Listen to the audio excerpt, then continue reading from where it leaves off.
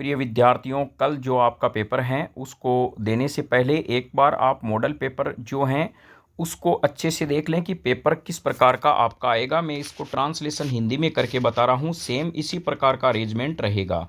पहले सेक्शन में प्रिय विद्यार्थियों रीडिंग वाला रहेगा, जिसमें रीड द फ्लोइंग पैसेज, यानी यहाँ पर आप समझ सकते हैं कि फ्लोइंग निम्नलिखित फ्लोइंग पैसेज यानी निम्नलिखित पैसेज को पढ़िए। Answer the question that follow, जो नीचे दिए गए प्रश्न है उनका आंसर लिखिए। तो इस प्रकार का आपको पैराग्राफ मिलेगा प्रिय मित्रों, जिनमें यहाँ पर ध्यान रखें यह इस प्रकार के 3 और 2 5 क्या हैं प्रश्न आएंगे, यानी 6 प्रश्न इस पहले पैराग्राफ में आएंगे। तो आपको इसका आंसर लिखना किस प्रकार से है, तो आपको क्या करना है कि जो क्वेश्चन संख्या है इसमें पहले आपको सेक्शन ए डालना है। देखिए धैर्य से आप पेपर करना, बिल्कुल आपका ये छोटा पेपर है, आसानी से समय में हो जाएगा।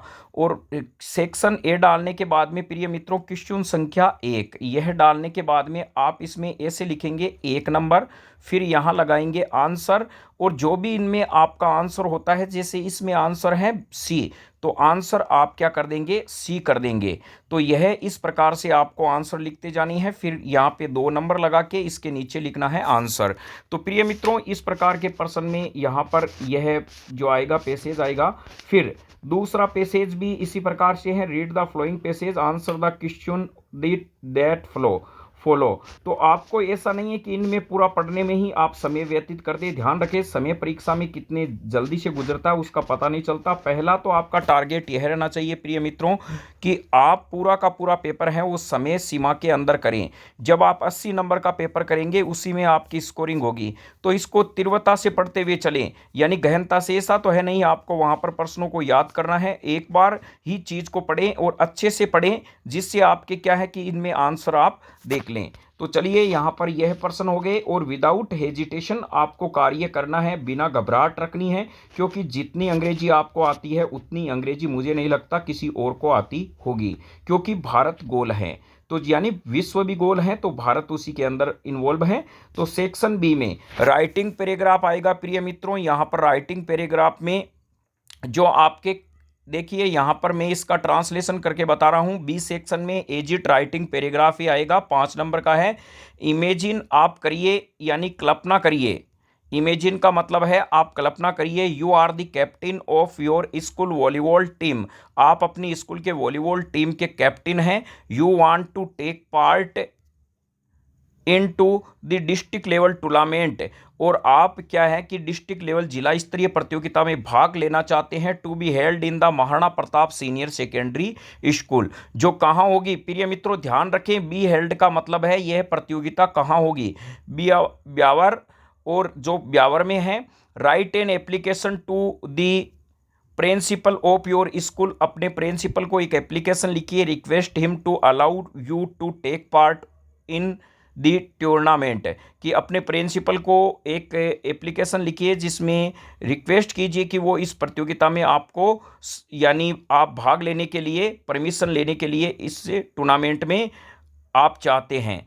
तो यहाँ पर आपको एक एप्लीकेशन लिखना है अपने प्रिंसिपल सर को। देखिए नेक्स्ट है, यदि आपको यह प्रश्न अच्छे से मान लीजिए आप नहीं लिख पाते हैं तो मेल है, यू आर मोना या Manish, write an email to the editor of newspaper complaining about insanitary condition in your locality, इसके बारे में मेल लिखना है तो आपको न्यूज़ एडिटर को। तो चलिए प्रिय मित्रों ये 5 नंबर का प्रश्न आएगा। फिर है right a story with the help of given outline, तो आपको आउटलाइन जो दी गई हैं इनका प्रयोग करते हुए अबाउट 18 वर्ड्स के अंदर give the title and moral it, और ध्यान रखें प्रिय मित्रों इस स्टोरी का टाइटल और मोरल लिखना जरूरी है। 1 नंबर का टाइटल और मोरल है, तो यह आपके जो इससे आप समझ गए होंगे किस प्रकार की हैं, तो जो स्टोरी है उनसे संबंधित आप लिखें, यह अथवा में है, आप 2 में से किसी एक को लिख सकते हैं। तो ये 4 नंबर का आपका प्रश्न है।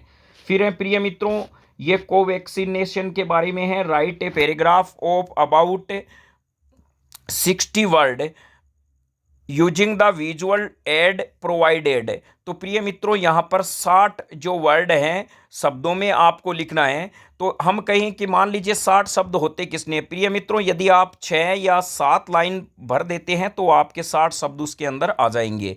तो यह आप सीमा रखें। जैसे हमें कहें कि मान लीजिए ये 10 शब्द के अंदर या 20 शब्द में लिखना है, 1 या 2 लाइन इसके अंदर भरी जाती है। तो यहाँ पर इसको वैक्सीनेशन को देखते हुए दिया हुआ क्या है, आंखें आप खुली रखोगे एग्जाम में तो आप आसानी से समझ जाओगे। Right a paragraph on my favourite teacher in about 16 word, यानी 6-7 लाइनों में आपको प्रिय मित्रों क्या लिखना है, अपने फेवरेट टीचर के बारे में लिखना है पैराग्राफ। और हो सकता है कि इस बार ये कह तो नहीं सकते लेकिन रोड एक्सीडेंट भी इंपॉर्टेंट माना गया है। तो चलिए यहाँ पर ये पैराग्राफ होने के बाद में प्रिय मित्रों ग्रामर सी का सेक्शन आ रहा है। तो यहाँ पर आपको करना क्या है, देखिए यहाँ आप समय बचाने की कोशिश करना प्रिय मित्रों। Choose the correct form of the word आपको लिखनी है। आप सेक्शन सी लगाना, फिर प्रश्न संख्या 6 लगाना मेरे प्रिय विद्यार्थियों। फिर आप 1 नंबर लगाकर वो का वही 6 नंबर जरूर, प्रश्न संख्या जरूर ध्यान रखें। फिर इसमें आप आंसर लिख देना। ए है, इसके आगे मान लीजिए सपोज कीजिए वेंट है तो वेंट लगा देना। इस प्रकार से इसका आंसर लिखते चलना। तो इसी प्रकार आप क्रम 2 नंबर लगाकर इस प्रकार से क्रम है, यह प्रश्न आपके इस प्रकार से आएंगे। ध्यान रखें प्रिय मित्रों, यह जो प्रश्न दिया हुआ है ये वाला, ये एजिट लगभग डिटो छपता है। इसमें सेकंड फॉर्म आ गई है। तो इसमें प्रिय मित्रों ध्यान रखना कौन सी फॉर्म आएगी, हेड प्लस वर्ब की थर्ड फॉर्म आएगी। तो हेड क्या हो जाएगा, लेफ्ट हो जाएगा। यह थोड़ा सा ध्यान रखना। यह एक बार आप फिर अपनी सरसरी नज़र से देख लेना। यह वाली फॉर्म बहुत 100% आती है। यदि आपके हेड प्लस इधर वर्ब की थर्ड फॉर्म है तो इधर आपको केवल इस साइड में आपको सेकंड फॉर्म लिखनी है। तो यह थोड़ा सा आप ध्यान रखना। बिफोर वाला यह वाक्य है, यह लगभग आता है एग्जाम में।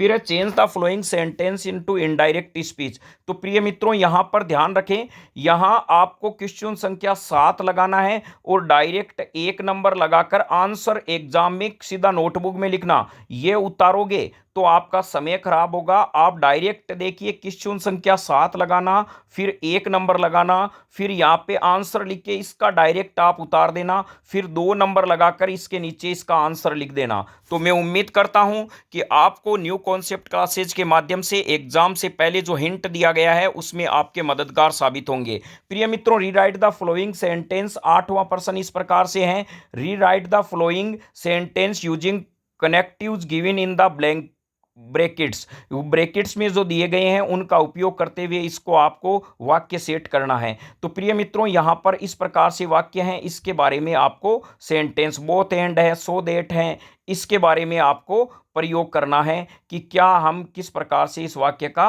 प्रयोग करेंगे। तो चलिए प्रिय मित्रों नेक्स्ट हम देखते हैं join the flowing sentence using the relative pronouns given in the bracket. तो हुज और हु हैं, तो इसका मतलब डेफिनेट यहां पर एग्जामिनर एक हु को सेट करेगा, बहुत इजी प्रश्न होता है। एक यहां पे आपको हुज की जगह विच दे सकता है, क्या दे सकता है, विच एग्जाम में दे सकते हैं। तो चलिए प्रिय मित्रों नेक्स्ट चलते हैं, change the flowing sentence into passive voice. तो यहां पर आपको पैसिव वॉइस के 2 प्रश्न है, वही स्कीम आपको अपनानी है। पहले कह रहा हूं नहीं तो फिर आप कहेंगे प्रश्न मेरे छूट गए। क्वेश्चन संख्या 10 लगा के 1 लगाना, फिर इसका आंसर लिख देना। तो ये ध्यान रखें इस प्रकार से, इसको मत उतारना। प्रतीक विल राइट ए लेटर, फिर इसका आप नीचे फिर इसका पैसिव वॉइस करने लग जाओ। क्वेश्चन संख्या 1 डायरेक्ट इसका आंसर टपका देना। फिर है 11वें नंबर पे frame question of the flowing sentence, आपको इसका फ्रेम क्वेश्चन बनाना है प्रिय मित्रों। तो ये जो प्रश्न दिया है इसका, और Mohan will go to school, इसका भी आपको क्या है जो आगे सेंटेंस है इसका यूज करना है। फिर सेक्शन डी है टेक्स्ट बुक्स में से प्रश्न है प्रिय मित्रों, बिल्कुल आसान है ये। फिर वही बात है, पैसेज आ गया है गिवन द फ्लोइंग। तो यहाँ पर आपको प्रिय मित्रों सेक्शन डी लगा के वो का वही काम करना है जो मैंने बताया है। क्वेश्चन 12 लगा के 1 नंबर में आपका आंसर क्या है वो लिखना है। ऐसा नहीं इनको आप उतारने बैठ जाओ, एयर बीर ये पुलर रोलर लूलर ये इनको मत, डायरेक्ट आपको प्रश्न का आंसर लिखना है। फिर यहाँ पर ये दिए हुए हैं, फिर यहाँ थोड़ा सा आप मीनिंग में ध्यान रखना प्रिय मित्रों। यहाँ पर एक जो शब्द दिया है ऑपोजिट, इसका मतलब होता है विपरीत, इसका विपरीत अर्थ लिखना है। और यहाँ find out the word from the passage means, यानी यहाँ पर इसका मतलब है कि पेरेंट्स का इस पैसेज में क्या अर्थ दिया गया है वो आपको ढूंढना है। फिर चलिए एक बार एक पैसेज और आ गया, तो 13वें नंबर पे पैसेजों की भरमार होगी वहां पर एग्जाम में। उस भरमार को आपको जो है अर्जुन के चक्रव्यूह, जो अंग्रेज जो है अर्जुन ने चक्रव्यूह तोड़ा था, उसी की भांति आपको आगे चलना है। चलिए प्रिय मित्रों, 14वां प्रश्न अब आपके क्या है एग्जाम में जो है नेक्स्ट है प्रिय मित्रों, अब पाठ्य पुस्तक में से प्रश्न आने स्टार्ट हो जाएंगे, यानी शुरुआती रुझान के बाद में नतीजे आने शुरू हो जाएंगे कि आपने मेहनत कितनी की है, आप कौन सी बढ़त की ओर चल रहे हैं। तो चलिए यहां पर ये इस प्रकार के प्रश्न आएंगे, तो ये 20 वर्ड हैं इस प्रकार से, फिर 16 वर्ड में है इस प्रकार से ये प्रश्न आएंगे। तो प्रिय मित्रों, सबसे पहली बात, अंग्रेजी का पेपर बहुत इजी आएगा। सबसे पहली बात तो आप अपने दिमाग में ध्यान रखें, टेंशन बिल्कुल भी न रखें, क्योंकि नंबर ही मायने नहीं रखते हैं।